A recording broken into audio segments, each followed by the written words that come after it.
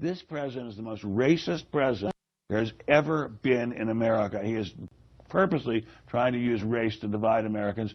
Anyone who investigates it even a little bit knows it's hogwash. All right, there you go. That's our next guest. He's actor, author, economist, former speechwriter for Presidents Nixon and Ford, and Dreemz columnist for Newsmax Magazine, the one and only Ben Stein. Hello, sir. How are you, sir? I am wonderful. Thanks for coming back on with us. I always appreciate it. Did you take a lot of heat for that remark? Well, I don't read my emails, so I don't know whether I did or not, but I know that some left-wing websites were attacking me for it, but that just shows I was right.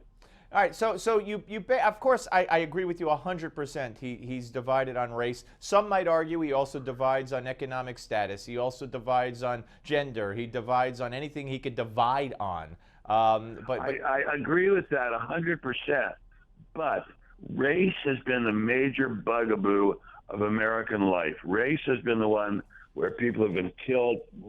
Rarely have women been lynched for being women. Rarely have rich people been lynched for being rich. But race is the killer, and race is the most dangerous thing to divide people on. And it terrifies me to think that we have a president who knows so little of history, American and world, that he would use race to divide a people. What do you think he hopes to accomplish by that? Oh, he hopes to win. I mean, his only goal is to win. He is a person who is, like all politicians, totally committed to winning, and I don't blame him for that. That's what politicians want to do. But what I blame him for is putting that so high up that he would risk dividing Americans. And I think, by the way, it is just plain ignorance. I mean, this is not a very smart guy. That's this idea that he's this terribly smart genius from Harvard Law School is just a complete fraud. I mean, he's just another community organizing Saul Alinsky. Your younger people can look that up. Community organizer who just wants to push his program, and he doesn't really care that much about what happens to America. By the way, everybody should be educated about Saul Alinsky because Hillary was offered an internship by Saul Alinsky, even closer to him than Obama was. Oh yeah. I mean, well, Hillary, I mean, she's not to be compared with Obama. I mean, she's a dangerous woman in her own way. But she's not to be compared with Obama in terms of ignorance. I mean, in terms of ignorance, Obama is really way, way out there. Although not as far out as Jimmy Carter, who makes Obama look like Winston Churchill. Let me ask you real quick about something related to Ferguson while we're talking about race and the media. There's a story, Smoking Gun had this story, and it's gone from there, that Michael Brown's mother, Leslie McSpadden, is facing charges of felony armed robbery after allegedly attacking people in a parking lot who were selling T-shirts that said "Justice for Mike Brown."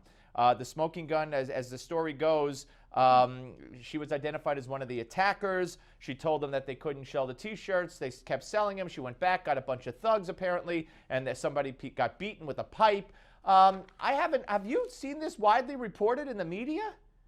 I haven't seen this widely reported in the media at all, but there's so much that isn't widely reported in the media. There's so much, especially in terms of race and in terms of Obama, that is not widely reported in the media. I mean, you would think if you read the liberal mainstream media, the main problem with race in America was poor innocent black people being set upon and mistreated by the police. That's just nonsense. I mean, the real problem with race in America is a very, very beaten down, pathetic, self-defeating black underclass that is just can't seem to get its way going in the way that blacks were able to before the scourge of drugs and the scourge of gangs. I mean, it's an amazing thing. Blacks were on their way in this country, even after the horrors of slavery. And then drugs came in, the destruction of families came in, and the crisis in the black community is just absolutely unbelievable. And that, it seems to me, is something Mr. Obama could have addressed, and he has ignored it completely. Yeah. We have 2 minutes left. You wrote a great piece about Benjamin Netanyahu and the chicken blank comment, and how Netanyahu is a great, true war hero, and Obama... A genuine star. Yeah. A genuine star. Went behind Arab lines to attack PLO terrorist camps was wounded, dressed up as a maintenance man to rescue Jewish hostages on a kid-hijacked airliner, was shot in the shoulder. This is a guy who has balls as big as the Rock of Gibraltar, and the henchman of Obama dared to call him a chicken something coward. It's an outrage. Yeah, no, I couldn't agree with you more. Do you think he just has disdain for Israel on its premise, or what? I think he belongs, or at least at one time belonged, to that group of super anti-Semitic, which Minister Farrakhan, black Muslims in Chicago. He didn't belong to them, but he was close to them. I think he picked up some kind of residual Jew hatred from that, but I could be totally wrong about that. But I want to acknowledge I could be wrong about that. But why he doesn't apologize, track down whoever said it, fire that person, disgrace that person. If he doesn't do that, it means he basically agrees with it. And you think it means also that it was him that said it? I think it was either him or somebody so close to him that it might as well have been. All right. Ben Stein, I thank you very much. We look forward to talking to you soon. The great Ben Stein, ladies and gentlemen. We'll be back with more from the Malzberg panel after the break. But first, in honor of the 25th anniversary of the fall of the Berlin Wall, here's today's American Moment.